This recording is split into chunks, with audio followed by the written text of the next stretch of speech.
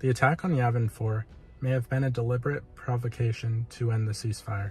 However, it ended decisively with the YUUZAHN VONG attack on Yag Dol at the end of 26 ABY. With Anor's advice, Law aimed to take the strategic hyperspace crossroads of the Rima trade route and the Corellian trade spine at Yag Dol, and from there move on to poison the battlefields of Thyfera. However, Anakin Solo, Tahiri Vila, and Corran Horn were present for the attack and foiled it.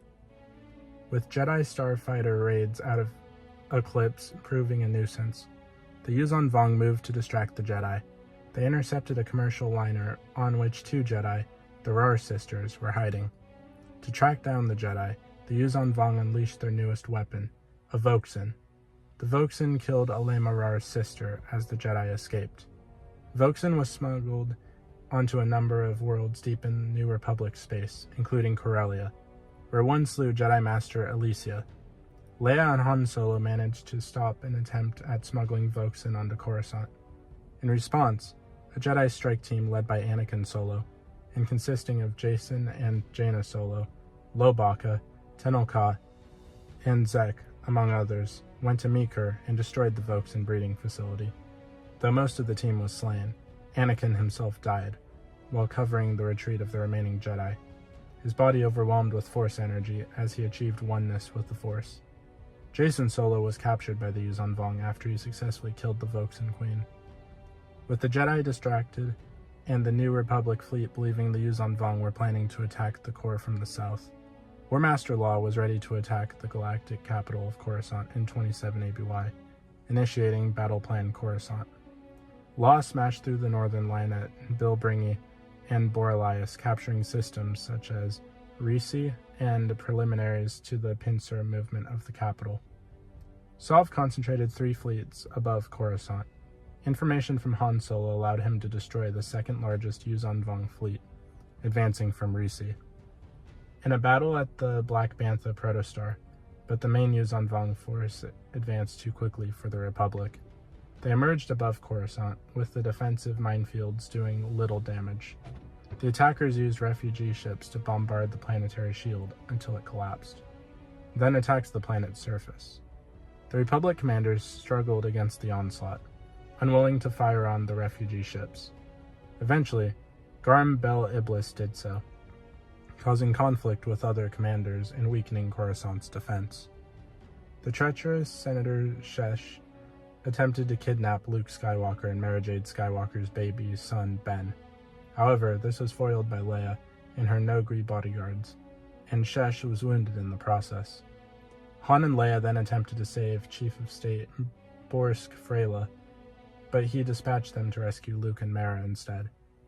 Fela then confronted Hvong Law's subordinate commander, Ram Zakar, detonating a bomb that killed himself, 25,000 YUUZAHN VONG warriors, and destroyed much of the Imperial Palace. The YUUZAHN VONG captured Coruscant after a long battle, and Republic forces scattered across the galaxy. The YUUZAHN VONG began forming the planets and renamed it YUUZAHN Tar, after their old homeworld. So, for the mission to Mir, in an effort to complete the mission, the team continued in a rearguard action. A severely wounded Anakin, now this is before Anakin had died, this is the overview, fought many YUUZAHN VONG as a means of allowing the team enough time to escape. He also levitated a thermal detonator to destroy the remaining Voksan tissue, which prevented the further creation of the Jedi hunting creatures. Moments before his death, Anakin became a blinding pillar of light as he became one with the Force, unleashing all of his power to destroy the Voksan DNA and any YUUZAHN VONG who stood in his path, even as his dying body was consumed by the power of Ashla. Jaina, blinded by her grief, wielded the dark side of the Force in order to retrieve Anakin's body. After killing the Queen, Jason, assisted by Vigere, was captured by Namenor. Unable to return to the world ship, Jaina, Tenelka, Zek, Tahiri Vila, Zar Sebentin, Alema Rar, Ganner Roysod, and Telki and Lobaka flew away from Meeker on Kistar. After Anakin's death, Jaina continued to wrestle with the dark side, and Tahiri, who had been romantically involved with Anakin, was sent to depths of despair. Jacen faced the embrace of pain at the hands of the YUUZAHN VONG, though he was thought to be dead by everyone except his mother. Ganna Rysode later died when helping Jacen to escape. Due to the heavy losses that came with the mission's bittersweet victory, the Solo family went into a deep depression.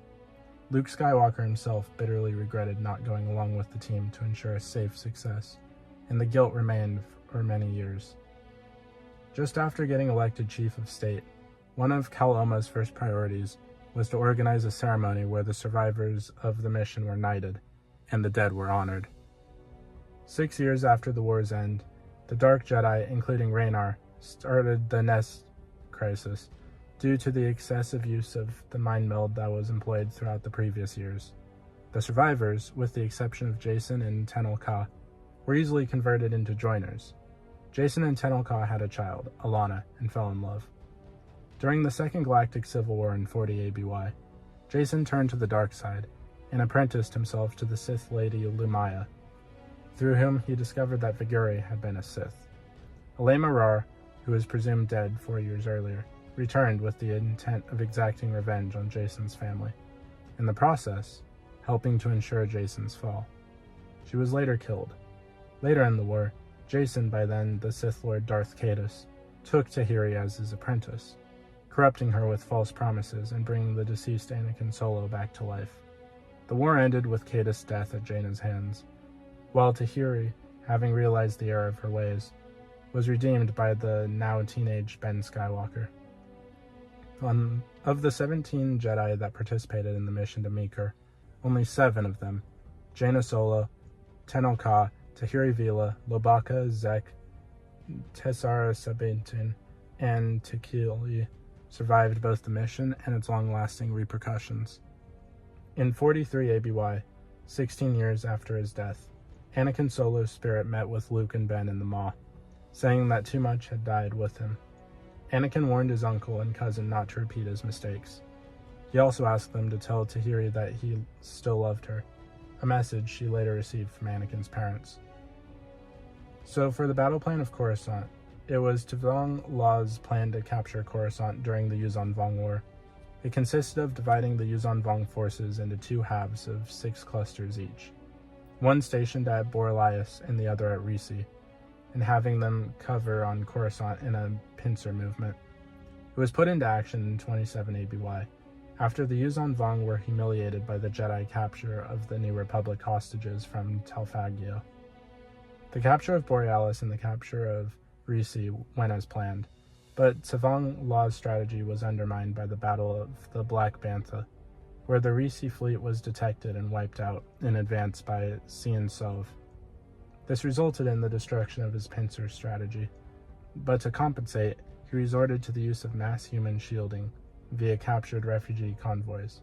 In the end, the plan resulted in the capture of Coruscant. So, the Battle of the Black Bantha was a battle that took place in 27 ABY during the YUUZAHN VONG War.